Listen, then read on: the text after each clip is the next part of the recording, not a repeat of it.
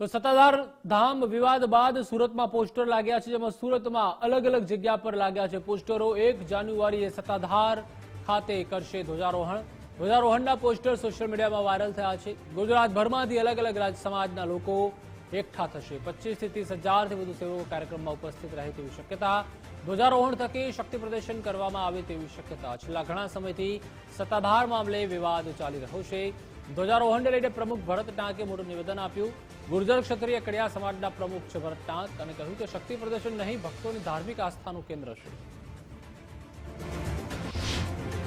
સત્તાધાર ધામને લઈને જે વિવાદ કર્યો હતો ત્યારબાદ હવે ધ્વજારોહણ કરવા માટેના કાર્યક્રમની જાહેરાત કરવામાં આવી છે, અને તેને લઈને એક પ્રકારે શક્તિ પ્રદર્શન થશે તે પ્રકારની સ્થિતિનું નિર્માણ થઈ રહ્યું છે, કારણ કે ઠેર ઠેર પોસ્ટરો છે તે હાલ લાગ્યા છે।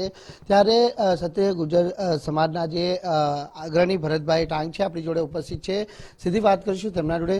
ભરતભાઈ, કઈ રીતનો આ ધ્વજારોહણનો કાર્યક્રમ હશે, અને જે પ્રમાણે જે વિવાદ ચાલી આવ્યો હતો કે સત્તાધાર ધામને ખાસ જે સંતોને બદનામ કરવાનો પણ જે કાવતરું ઘડવામાં આવ્યું હતું, તેને લઈને પણ કઈ રીતની આગળની રણનીતિ? છેલ્લા 5-6 મહિનાથી અમારું આસ્થાનું કેન્દ્ર સત્તાધાર ધામની ઉપર અને અમારા વિજય બાપુ, ગુરુ શ્રી વિજય બાપુ, એમની ઉપર જે આક્ષેપો અમુક અસામાજિક તત્વો દ્વારા લગાવવામાં આવેલ હતા, જે પાયા વિહોણા અને નિરાધાર છે, એની માટે સત્તાધાર સેવક ગણ દ્વારા આ ઐતિહાસિક ક્ષણ 1/1/2025 પોષ સુદ બીજ સવારે 8 કલાકે તમામ 20 થી 25 હજાર સત્તાધાર સેવક ગણ દ્વારા ત્યાં હાજરી આપવામાં આવશે, અને ધ્વજારોહણનો અદ્ભુત કાર્યક્રમ, ભવ્યાતિ ભવ્ય કાર્યક્રમ થવા જઈ રહ્યો છે।